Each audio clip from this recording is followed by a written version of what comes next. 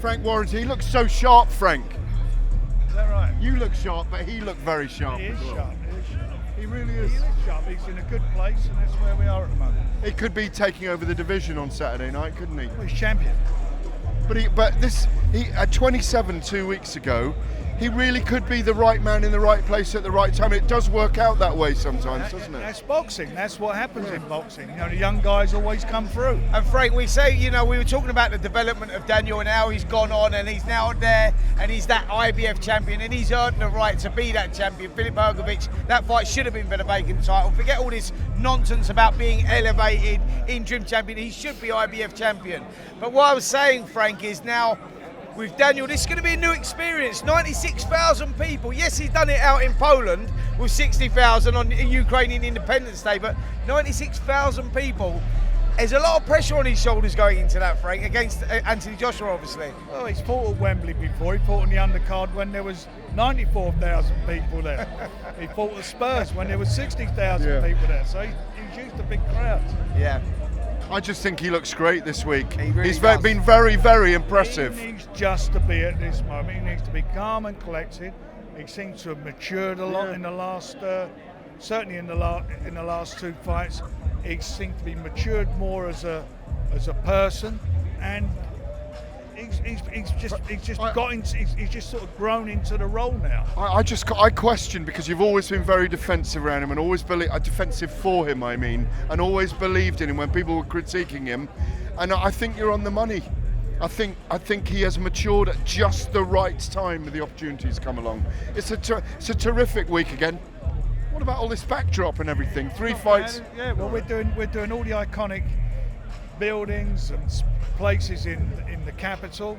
We're in the Guildhall tomorrow. We was yesterday for the place of all the premiers, all the world premiers, and it's just getting better and better. Frank, can I just ask you one question about Daniel Dubois? He's great in front of the camera this week and he seems really focused and up for it. You speak to him, you've been with him since the beginning. You speak to him when the cameras are not there. How is he feeling about this whole fight week? Is it something that he's really thriving, feeding off his moment? He can't wait for it. He's loving every moment of it. He's grown into it, as I just said. You know, I believe he's made for this. I believe he's made for these moments. He does seem in a different mode this week, doesn't he, Derek? You know, Daniel is a flower which is blooming right now. Agreed. You understand? Agreed. Because from him being with Shane McGuigan and then coming to Dawn, which Frank was not happy about, but now Frank is happy about it. You told me you weren't happy about it. We were both not happy about it now. No, you said you was unhappy with that. You told me. But anyway, Daniel right now, the way he's talking, the way he's walking, it's unbelievable. He is a great athlete, and now we have to see on Saturday. Frank. I know Frank has been speaking to him, giving him confidence and stuff like that, which is amazing. Daniel's shown his own confidence. Yeah, this week, but if you look at his press conference before, he was not talking, but now he's got the words coming out now. Yeah, he's engaging very well, which is amazing. So I'm excited for this fight. Yeah, no, we all are. Thank you so much, Frank. It's going to be a great fight. It's no doubt about it. I'm looking forward to getting him back in the ring as well. First of all, Frank. Jarrell Miller? Jarrell Jarrell Miller? Dillian White? Who? We've got to have a chat first. Because yesterday he was teasing it with Eddie Hearn. Is he working with both of you? What's going on? No, he's working with us. There you go. I work with everybody. You know me. I go where the money is. That's why he came with us. There you go. Thanks very much, Frank. Cheers. Cheers, thank you. Cheers. I remember when Tony said he's retiring, and I was in Liverpool, and I go to him, Tony. Value this is. I was like, don't do it, because I can't do it anymore. I'm like, listen, AJ's in the game, there's money in the game for everybody now. So let us stay at the bottom and pick up the scraps. Yeah. But guess what Tony wants to do? He wants to do a comeback, and AJ's bought better fans, bigger fans. He just boxed into other people who didn't love boxing at all. Yeah, true. Now they love boxing. Royalties are coming to watch boxing now. Yeah. So him and Eddie and Metro have made boxing unbelievable. Yeah. Let's be honest. And then Tyson Fury on another highway. Tyson Fury. And it's all come together. It's all coming together. Yeah.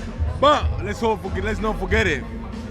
That bars is running out now of British boxing. Do you understand? You know, after a couple of fights of AJ, I don't think there'll be another fighter who can sell out arenas like AJ. Do you think Tony Bellew should have stayed around a little bit longer then? Yeah, why not? Well, now he's playing golf. Who's playing golf? No, but I'm always glad, and I'm not saying this because you're here and you're still going and people say you should stop. But I'm always glad when a boxer's reached that level and he's gone, do you know, that's enough for me now. Yeah, great. But remember, I want to see you go in the jungle, go on Celebrity SAS. So you'd rather watch me get paid? One more fight. No, 1 second. You'd rather watch me get paid, 40 grand to eat a pair of balls. That's what you're trying to tell me. No, because that's what they do on the jungle. What, kangaroo balls? Yeah, would you eat kangaroo balls for 40 grand? Exactly, so why would you let me go down there and go eat them nutsacks? I don't want to do that. I know, that's fair enough. Look, no, but would you do it? Derek, What, for 40 grand? Yeah. Of course I'd do it. What's wrong with no, you? but I would. No, me and Derek would. No, but is it going to be just one more, do you think? Or do you know yet? Do you know yet? Two more. One in the UK, one on a Riyadh season. We don't know yet. I was being to Gold Star, they're coming out with numbers. But you know what, to be honest with you. Listen, he knows the hustle, mate. I seen him yesterday, speaking with Eddie. Frank wants to put him on as well.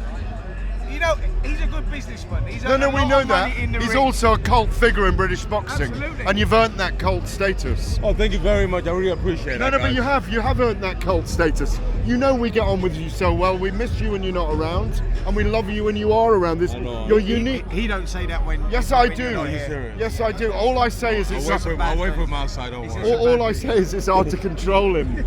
No, you know what? Why do we have to control somebody? No, you know what? No, I mean on air. I don't mean control you. Otherwise, you're your own man. I always know you're going to be that. We get on very well. We work very well together. We have for years and years. On AM, on DAB, via the talkSPORT app, and on your smart speaker. talkSPORT.